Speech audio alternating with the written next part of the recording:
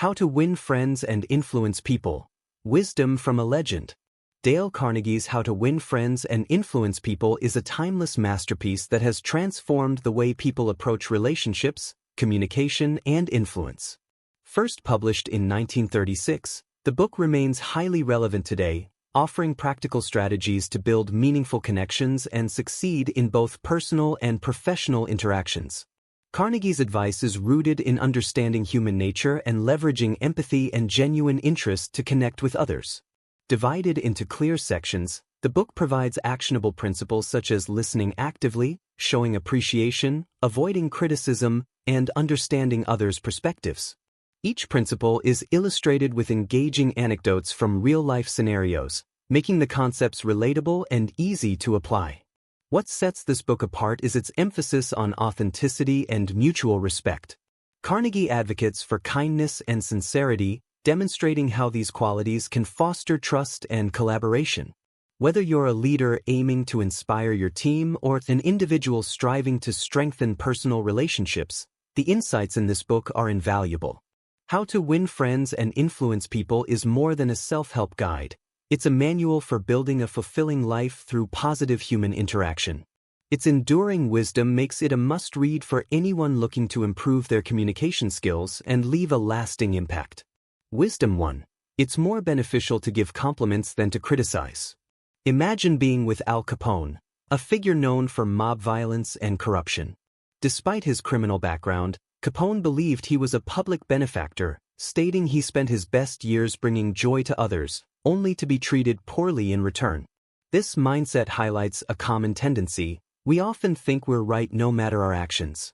When criticized, people tend to become defensive and take it personally, even if the critique is well-intentioned. So, how can we influence others if criticizing them doesn't work? The answer is simple: give credit. People like to feel valued, and a few words of gratitude can achieve more than criticism. Charles Schwab, a successful steel magnate, understood this. He focused on complimenting and encouraging others rather than criticizing. Schwab found that praise fosters better relationships and motivates people to work harder and more effectively, proving that positivity is more powerful than negativity. Wisdom 2. Show genuine interest in people and help them feel significant.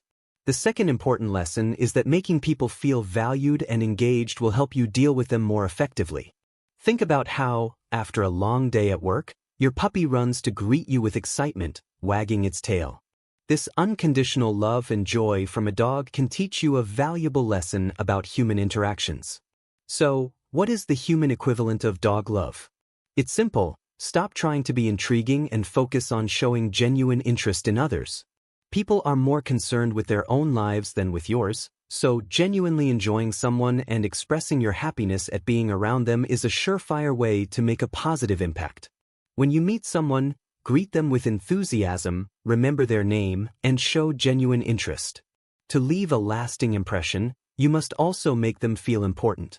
This lesson was learned from a landscaping inspector who, after praising a client's dogs, sparked a conversation about the client's passion for breeding. Not only did this build a strong rapport, but the inspector also received a valuable dog as a gift.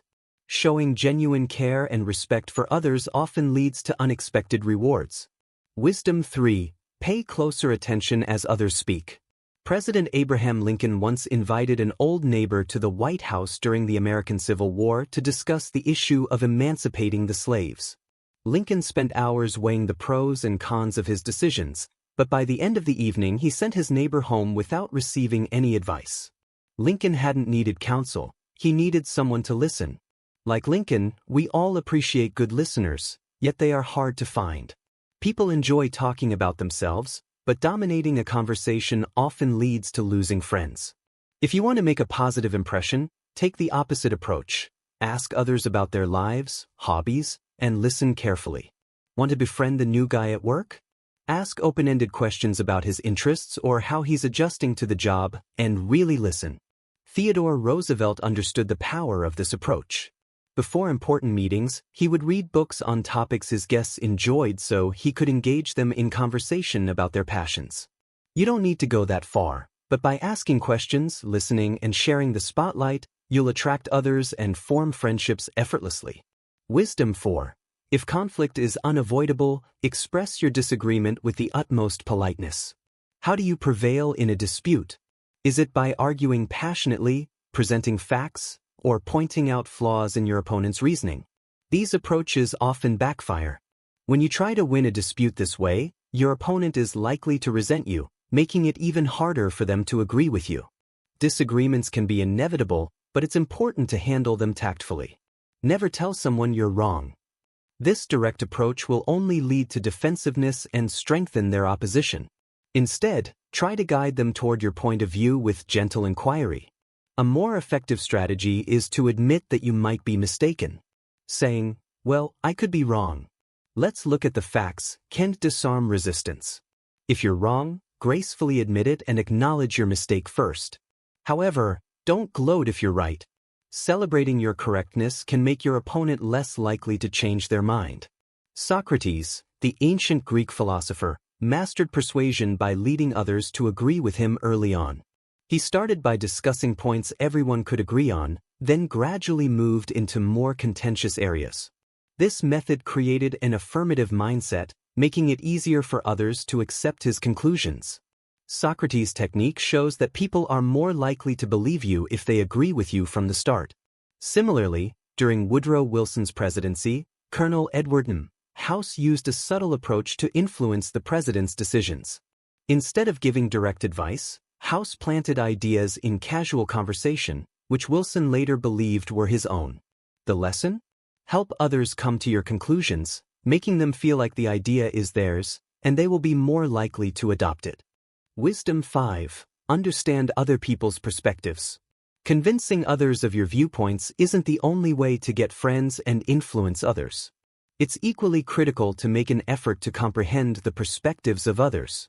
J. Mangum found himself in a challenging circumstance. He had to arrange for some repairs at a hotel on behalf of a lift maintenance firm. The hotel manager didn't want to keep the lift down for more than 2 hours, even though Jay knew the task would take a full day. What then did Jay do? Was he saying that there was no way to hurry the repairs? He paused to consider the situation from the manager's perspective. Jay informed him that he recognized his wish to maintain the guest's satisfaction. However, he noted that the lift would require much more extensive repair work in the future if the modifications weren't completed right now. It should come as no surprise that the manager approved the 8-hour shutdown. Because he recognized his genuine worries, Jay was able to persuade the management to approve the repairs. Jay was aware that the manager's top priority was to satisfy his visitors. Realizing that, he was able to convince the management that postponing the repairs would ultimately cause them much more inconvenience. It's usually helpful to try to see things from another person's point of view. It can win people over and create a lot of goodwill in addition to helping to handle a difficult issue like Jay's. You see, pity is appreciated by most individuals. A kind word is frequently all that is required to restore harmony when tensions increase and tempers start to flare. I really understand where you're coming from. Sometimes all a disgruntled friend or customer needs to hear is the words, "I would feel exactly the same in your shoes." It's true that feeling sorry for other people doesn't only make them happy, it can also help you control your anger and impatience. You can learn to tolerate behaviors that used to annoy and disturb you by learning the reasons behind people's actions. The next time someone's actions annoy you, take a moment to consider the situation from their perspective. What could be causing your coworker to be slack off? Would you be able to assist him in getting back on track?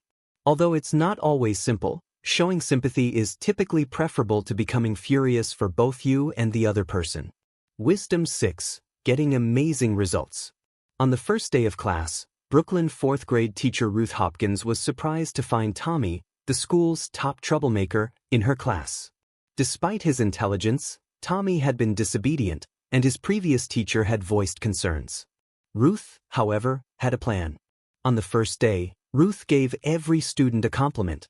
When she got to Tommy, she told him she had heard he was a born leader and that she was counting on him to make her class the best.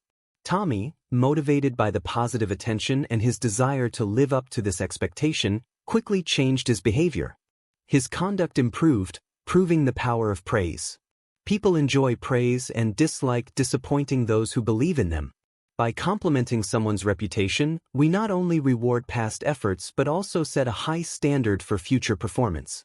For example, if you want a child to be more giving, praise their sharing, creating a positive image of them as generous. Dr. Martin Fitzhugh, a dentist, used this method when he noticed his office cleaner's standards were slipping. Instead of reprimanding her for a complaint about a dirty cup holder, he wrote a kind note, praising her work and offering extra hours if needed. The cleaner's performance greatly improved without the need for extra hours, demonstrating how gratitude and kindness can inspire better effort. Dale Carnegie's How to Win Friends and Influence People offers timeless advice on building strong relationships. Through empathy, sincere appreciation, and effective communication, Carnegie teaches how kindness and respect foster trust and cooperation. His principles, such as showing genuine interest, avoiding criticism, and understanding others, are simple but profound. This book is a roadmap for strengthening personal and professional connections, resolving conflicts, and leading a more fulfilling life through positive relationships.